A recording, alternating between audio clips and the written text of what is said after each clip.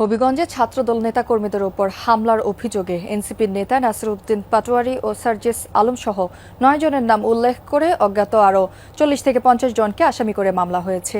বৃহস্পতিবার রাতে জেলা ছাত্রদলের যুগ্ম সাধারণ সম্পাদক ইকবাল হোসেন সদর মডেল থানায় মামলা করেন। মামলায় বলা হয়, গত মঙ্গলবার জুলাই আন্দোলনে শহীদ রিপন শীলের পরিবারের সাথে সাক্ষাৎ ও শোক সভায় অংশ নিতে ছাত্রদল নেতাকর্মীরা কোর্ট মসজিদের সামনে অবস্থান করছিলেন। এ সময় নাসিরউদ্দিন পাটোয়ারি, সার্জিস আলম সহ 40 থেকে 50 জনের একটি দল তাদের উপর হামলা চালায়। এ সময় কয়েকটি মোবাইল ফোনও ছিনতাই করা হয় বলে অভিযোগ করা হয়েছে মামলায়। মঙ্গলবার হবিগঞ্জে জুলাই সমাবেশ ও পদযাত্রা কর্মসূচি শেষে সার্কিট হাউসে ফেরার পথে হামলার শিকার হন এনসিপি নেতাকর্মীরা। এ ঘটনায় জেলা ছাত্রদল সভাপতি সহ 11 জনের নাম উল্লেখ ও অজ্ঞাত 100 জনকে আসামি করে মামলা করে এনসিপি। ডাইরেক্ট কতই তো বালা গোপন কইরা লাভ আছো? আলহামদুলিল্লাহ। কোন আপনারা কি মনে করেন যে আমি নির্বাচনে ফেল করছিলাম? চিন্তা করেন না, আপনার পাগল ফোলাটা আপনাদের সন্তান ছোট কোনো স্বপ্ন দেখে না, সুন্নিয়তের জন্য জীবন বাজি রাখতে যায় বাড়িঘর বিক্রি করতে রাজি আছি, কিন্তু কোনো ডাব্লিউ কে সার দিয়ে কথা বলার ধর্ম আমার না। সবাই আবু বকর না, কেউ মরো হবে। আবু বকরও প্রেমিক, উমরও প্রেমিক, কেউ নরম কেউ গরম। এই জন্য আমি একটু গরম ভাষায় কথা কই। আলহামদুলিল্লাহ। কোন ঘাট কয়টা?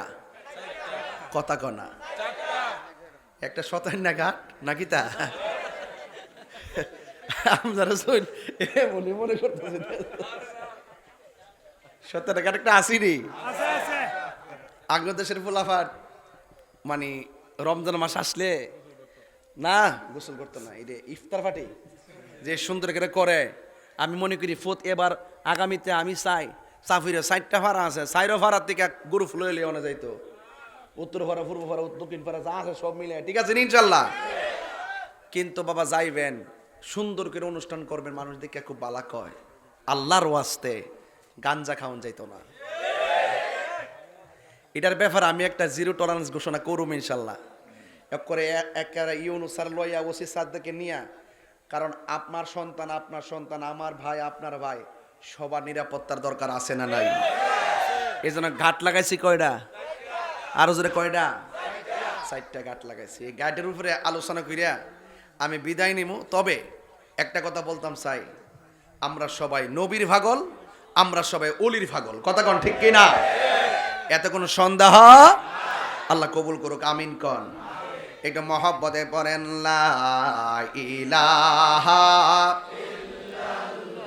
ঢেউ তোলেন লা ইলাহা ইল্লাল্লাহ, লা ইলাহা ইল্লাল্লাহ, লা ইলাহা ইল্লাল্লাহ, হাসবি রব্বি জাল্লাল্লাহ, মা ফি কলবি গায়রুল্লাহ,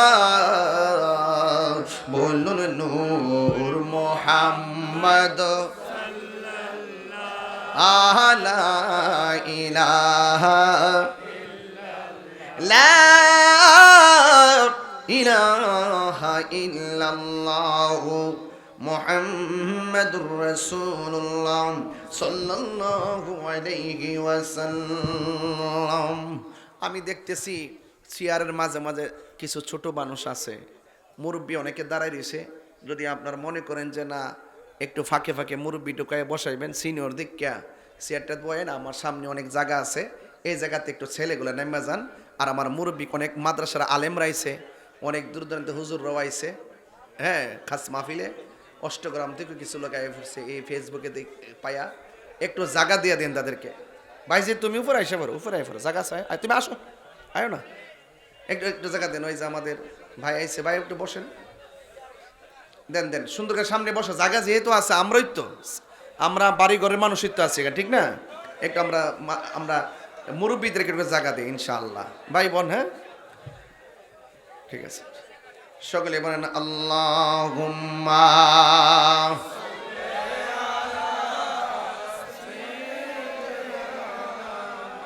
মাওলানা মুহাম্মদ ওয়া আলা আলিহি سيدنا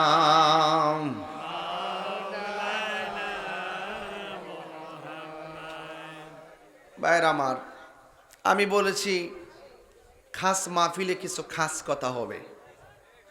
ওয়াজ মাহফিল সারা বাংলাদেশে করি, কিন্তু আমরা গঠনমূলক আলোচনা করি। আর খাস মাহফিলে আমরা একটু খাস কথা বলতে চাই। আমরা এই দুনিয়াতে, এই পৃথিবীতে আমরা যা আসছি, আসার আগেও তো একটা জায়গায় ছিলাম নি? এই কথার কি মনে আছে আপনারা কইছিলাম? খেয়াল আছে? কেমন কেমন আসতেন খেয়াল আছে? এই দুনিয়ার যা আসেন আপনারা, এটাও কবরে গেলে খেয়াল থাকতো না। আবার কবর যে পড়ে রয়েছেন, এটাও হাসর মাঠে গেলে খেয়াল থাকতো না। এক এক সময় এক একটা ঘাট আছে। এই ঘাটগুলোতে যদি আপনি মানে বেত কইরা না যাইতে পারেন, তাহলে যেই ডাইল ধরবেন এই ডাইল ভাঙ্গা পড়বেন। ইদানিং কিন্তু দেখা গেছে স্ট্রোকের পরিমাণ বেড়ে গেছে। কথা কি সঠিক কিনা? ছোট ছোট বাচ্চা, এরা একের পর এক স্ট্রোক করে ফেলতেছে। এটা কিন্তু হঠাৎ কোনো মৃত্যু না, এটা আল্লাহ নির্ধারিত। আমরা অনেক সময় বলি যে হঠাৎ করে মারা গেছে, আসলে এটা হঠাৎ না, এটা আল্লাহ নির্ধারিত। যারা যে উসিলে নিয়ে যাবে, কিন্তু নির্ধারিত কার? আল্লাহ। কোনটা নির্ধারিত কার? আল্লাহ। আল্লাহ। দাদার আগে সন্তান যায়, সন্তানের আগে দাদা যায়, এটি বাস্তবতা। এজন্য আমরা দুনিয়াতে আসার আগে একটা ঘাট আছে, এটা হলো রুহের জগতের ঘাট। ওই জায়গাতে যার সাথে তার দেখা হইছে, কিয়ামতের আগে, মৃত্যুর আগে হলো, তার সাথে তার আপনার দেখা হবে। বুঝতে পারছেন? দেখা হবে।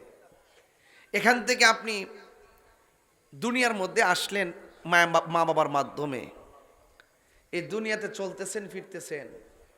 একদিন হঠাৎ করে আজরাইল আসবে। হঠাৎ করে আজরাইল আইসা যাবে। এটাই হলো আপনার প্রথম ঘাট। আসার আগে ভালোই আসলেন, আসার পরেও ভালো আছিলেন। যেদিন সাপুর আজরাইল আইসা পড়ব, এই ঘাটটা যে কত ভয়ঙ্কর, যারা ওই ঘাটে পড়ছে তারা বুঝবে, যারা পড়ে নাই তারা বুঝবে না। আচ্ছা, আমার ভিতরে কিডনি আসেনি? কথা কনা।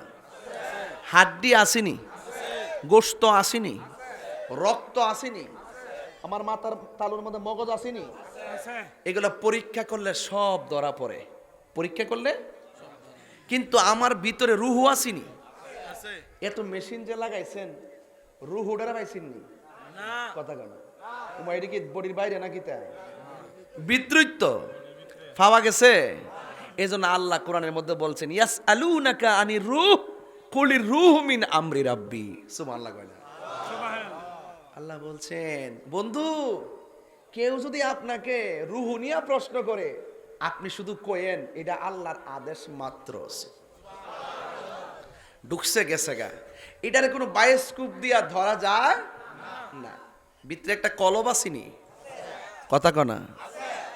কলবটা কাটতে পাওয়া গেছিনি? হ্যাঁ, কলটা তো ঠিকই পাইব, উজুরিটা পাইব নি? সব ঠিক মতো পাইব, কলবটারে আহা কলব পাওয়া যায় না। তো শরীরটা এই মাত্র যে খাওয়াইলো না, হায়দ্রাবাসায় আমার মুরিদ, তারা বাম্মা খুব শখ করে মোহব্বত করে যে খাওয়াইলো। এই দুনিয়ার খাবার খাইলে শরীরে শক্তি হয়, শরীরে শক্তি হয়, শরীরটা একটু ইজি লাগে। আর যখন আপনি ভিতরে যেটা কলব আছে, এটারও খাদ্য আছে, এটারও খাদ্য আছে। বোয়াল মাছ, ইলিশ মাছ।